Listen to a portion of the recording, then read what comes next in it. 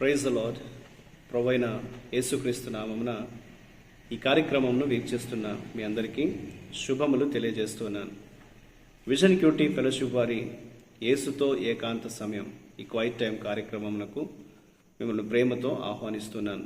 దేవుని వాక్యాన్ని ప్రతిరోజు ధ్యానించుటకు దేవుడు మనకు ఈ యొక్క సమయాన్ని అనుగ్రహిస్తున్నందుకే దేవునికి వందనాలు తెలియజేస్తున్నాను. హోషేయ గ్రంథము నుండి మనం వాక్య ధ్యానాన్ని వింటూ ఉన్నాం. ఈరోజు మన ధ్యానం కొరకై ఏర్పాటు చేయడం లేఖన భాగము హోషేయ గ్రంథము 2వ అధ్యాయము 14వ వచనం నుండి 3వ అధ్యాయము 5వ వచనం వరకు. ముందుగా ఈ భాగంలో మనము 3వ అధ్యాయము 5వ వచనాన్ని చదువుకుందాం. తరువాత ఇశ్రాయేలీయులు తిరిగి వచ్చి తమ దేవుడైన యెహోవా యొద్దను తమ రాజైన దావీదునొద్దను విచారణ చేయుదురు. ఈ దినముల అంతమందు వారు భయభక్తులు కలిగి యెహోవా అనుగ్రహము నొందుటకై ఆయన యొద్దకు వత్తురు. ఈనాటి లేఖన భాగం ఆధారంగా మనం ఏర్పాటు చేసుకున్న అంశం ఏదనగా, మీరు ప్రభువును తెలుసుకోవాలి. You shall know the lord. నేటి వాక్య భాగం యొక్క సారాంశాన్ని మనం గమనించినట్లయితే, దేవుడు ఇశ్రాయేలు ప్రజలు తనను తెలుసుకోవాలని కోరుతూ ఉన్నాడు.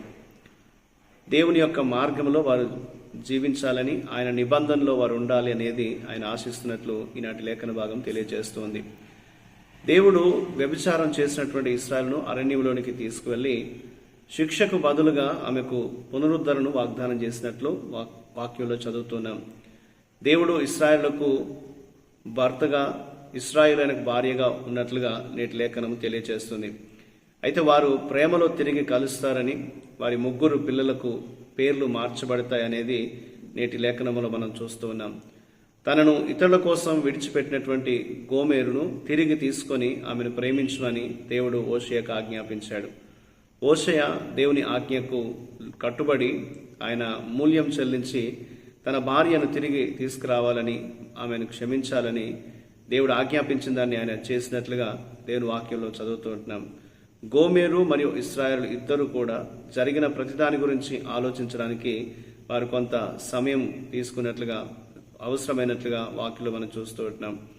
దేవుని ప్రజలు ఎల్లప్పుడూ కూడా ఆయన వైపుకు తిరిగి రావాలని దేవుడు చూస్తూ ఉన్నాడు.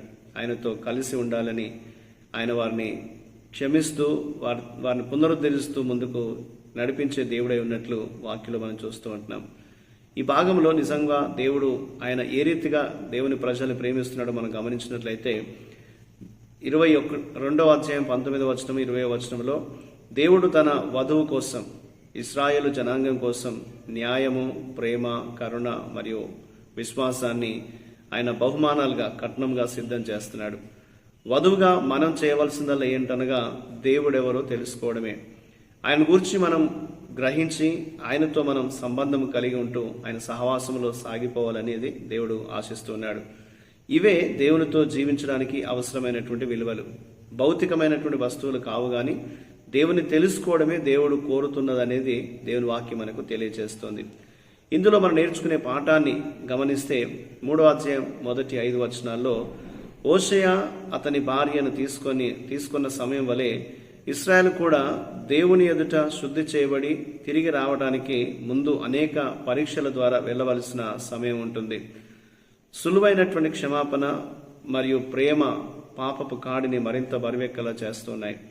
పాపం యొక్క దుర్మార్గత మరియు శక్తి తెలిసిన వారికే కృప యొక్క గొప్పతనము మరియు లోతు కూడా తెలుస్తుంది. దేవుడు ఎవరైతే ఆయనకు దూరంగా వెళ్ళి ఉన్నారో వారిని పునరుద్ధరించడం ద్వారా ఆయన కృప వారు గుర్తించేలాగా చేస్తాడనేది నేటి లేఖనం మనకు తెలియజేస్తుంది. కాబట్టి మనం ఎలాంటి స్థితిలోకి వెళ్ళినా సరే దేవుని వైపు మనం తిరిగితే దేవుని కృపను గ్రహిస్తూ మనం ముందుకు సాగగలుగుతామనేది దేవుడు మనకు జ్ఞాపకం చేస్తున్నాడు. కాబట్టి దేవుడు మనల్ని క్షమిస్తూ మన పట్ల న్యాయాన్ని ఆయన కనపరుస్తూ మన మీద దేవుడు ఎంతో నమ్మకత్వాన్ని కనపరుస్తున్నందుకు ప్రతిస్పందనగా మనందరం కూడా దేవుని సహవాసంలోకి రావాలి. ప్రతి దినము కూడా దేవుణ్ణి తెలుసుకోవడానికి ప్రయత్నించాలి.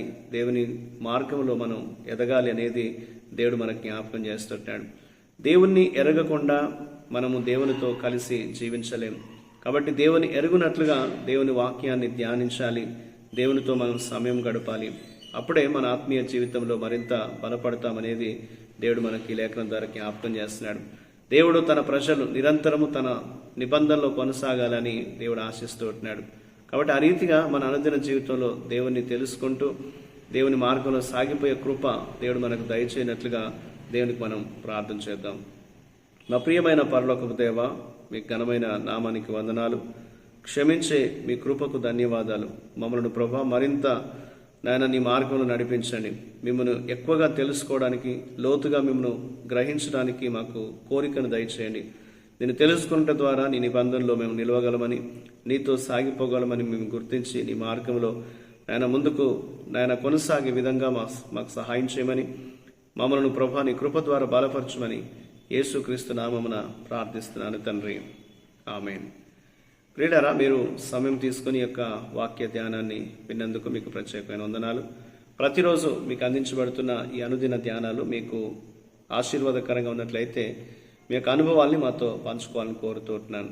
అలాగే ఈ యొక్క కార్యక్రమాన్ని మీరు ఇతరులకు పరిచయం చేయవలసిందిగా ప్రభు పేరిట మీ అందరికీ జ్ఞాపకం చేస్తూ ఉంటున్నాను.